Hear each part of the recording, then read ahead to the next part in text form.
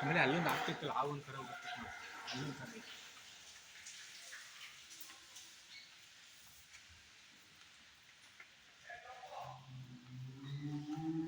ಚೆನ್ನಾಗಿದಾವ ಆಕುಗಳಲ್ಲಿ, ಚೆನ್ನಾಗಿದಾವ ಬಟ್ಟಿ. ಹಲೋ ಜೈ ಸ್ನೇಹಿತರೆ, ನಾವಿವತ್ತು ಏನು ಪಿಂಜರಾಪುರಲ್ಲಿ ಬಂದಿದ್ದೀವಿ. ಒಂದು ಆಕಳುಗಳಲ್ಲಿ ನಾವು ಒಂದು ಕರುಗಳಲ್ಲಿ ಡಿವಾರ್ಮಿಂಗ್ ಮಾಡಿದ್ರೆ ಏನೇನು ಸಮಸ್ಯೆ ಆಗುತ್ತೆ, ಅದರಲ್ಲಿ ಯಾವ್ಯಾವ ಥರ ಇರುತ್ತೆ ಅಂತೇಳಿ ನಾವು ಇವತ್ತು ತಿಳ್ಕೊತಾ ಬರೋಣ. ಮೊದಲನೇದಾಗಿ ನಾವು ಡಿವಾರ್ಮಿಂಗ್ ಅಂದ್ರೆ ಏನಪ್ಪಾ ಅಂದ್ರೆ ಜಂತುಹುಳ ನಾಶಕ, ಜಂತುಹುಳ ಅಂತ ಕರಿತೀವಿ.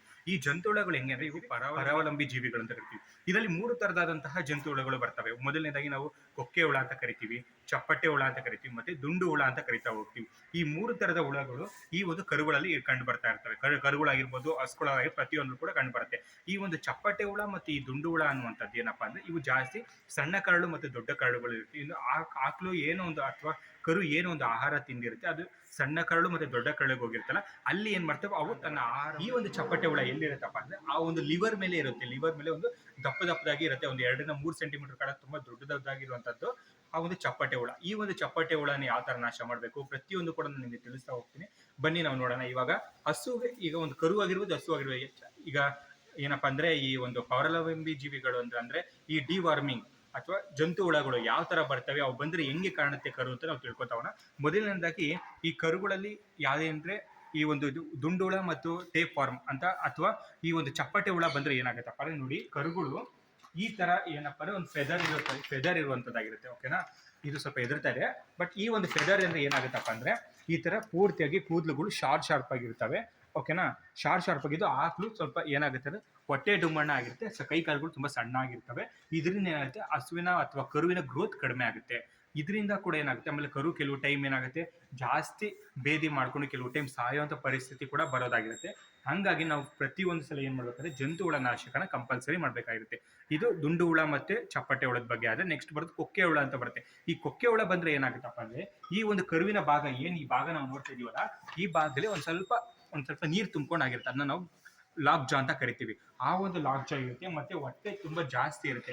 ಇಂತಹ ಒಂದು ಕರುಗಳಿದ್ರೆ ಹಸುಗಳು ಕಟ್ಟುವಂತ ಪ್ರಮಾಣ ಕೂಡ ಏನಾಗುತ್ತೆ ತುಂಬಾ ಕಮ್ಮಿ ಆಗಿರುತ್ತೆ. ಓಕೆನಾ, ಇದನ್ನ ನಾವು ತಿಳ್ಕೊಬೋದಾಗಿರುತ್ತೆ.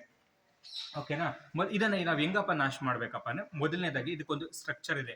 ಏನಪ್ಪಾ ಸ್ಟ್ರಕ್ಚರ್ ಅಂದ್ರೆ ಮೊದಲನೇದಾಗಿ ಈಗ ಕರು ಹುಟ್ಟಿದ 4 ದಿನದಿಂದ 20 ದಿನದವರೆಗೆ ನಾವು ಡಿವಾರ್ಮಿಂಗ್ ಮಾಡ್ಬೇಕಾಗಿರುತ್ತೆ. ಓಕೆನಾ, ಈ ಡಿವಾರ್ಮಿಂಗ್ ಮಾಡ್ಬೇಕಾಗಿರುತ್ತೆ. ನೆಕ್ಸ್ಟ್ 20 ದಿನ ಆಗಿರ್ತಲ್ವಾ, ನೆಕ್ಸ್ಟ್ 1 ತಿಂಗಳಿಂದ 3 ತಿಂಗಳವರೆಗೆ ತಿಂಗಳ ಏನ್ ಮಾಡೋದು ಮತ್ತೆ ಡಿವಾರ್ಮಿಂಗ್ ಅನ್ನೋ ಒಂದು ಮಾತ್ರ ನಾವು ಕೊಡ್ಬೇಕಾಗಿರುತ್ತೆ.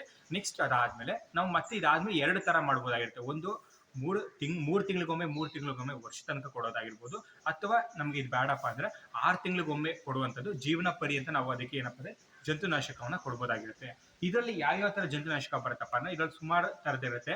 ಮೊದಲು ಫೆನ್ಬೆಂಡಜಾಲ್ ಅಂತ ಒಂದು ಟ್ಯಾಬ್ಲೆಟ್ ಬರುತ್ತೆ. ಈ ಫೆನ್ಬೆಂಡಜಾಲ್ ಅದೇನಪ್ಪ ಅಂದ್ರೆ ಕರುಗಳಲ್ಲಿ ಎಲ್ಲದಕ್ಕೂ ಸೂಕ್ತ. ಆಮೇಲೆ ಹಸು ಏನಾದ್ರು ಗರ್ಭವತಿ ಆಗಿದ್ರು ಕೂಡ ನಾವು ಅದಕ್ಕೆ ಕೊಡ್ಬೋದಾಗಿರುತ್ತೆ. ಈ ಫೆನ್ಬೆಂಡಜಾಲ್ ಮತ್ತೆ ಆಲ್ಬೆಂಡಜಾಲ್ ಅಂತ 2 ಟ್ಯಾಬ್ಲೆಟ್ಸ್ ನಾವು ಕೊಡ್ಬೋದಾಗಿರುತ್ತೆ.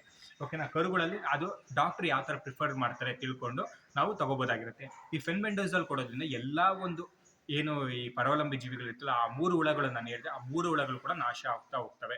ಓಕೆನಾ, ಆಮೇಲೆ ಕರುಗಳಲ್ಲಿ ಕೆಲವೊಂದು ಟಾನಿಕ್ಸ್ ಕೂಡ ಬರುತ್ತೆ. ಆ ಟಾನಿಕ್ಗಳು ಕೂಡ ನಾವು ಕೊಡ್ಬೋದಾಗಿರುತ್ತೆ. ಪ್ರತಿ ಸಲ ಯಾವುದೇ ಕಾರಣಕ್ಕೂ ಒಂದೇ ತರದಂತ ಟ್ಯಾಬ್ಲೆಟ್ಸ್ ನ ಕೊಡಬಾರ್ದು. ಪ್ರತಿ ಸಲ ಕೂಡ ನಾವು ಚೇಂಜ್ ಮಾಡೋದ್ರಿಂದ ನಮ್ಗೆ ಏನಾಗುತ್ತೆ ಅದರಲ್ಲಿರುವಂತ ಪ್ರತಿಯೊಂದು ಕೀಟಾಣು ಅಂದ್ರೆ ಈ ಒಂದು ಪರಾವಲಂಬಿ ಜೀವಿಗಳು ನಾಶ ಆಗ್ತವೆ ಅಂತ ಹೇಳ್ಬೋದು. ಇದು ಸ್ನೇಹಿತರೆ ಒಂದು ಸಣ್ಣ ಮಾಹಿತಿ ಒಂದು ಜಂತು ಹುಳದ ಬಗ್ಗೆ.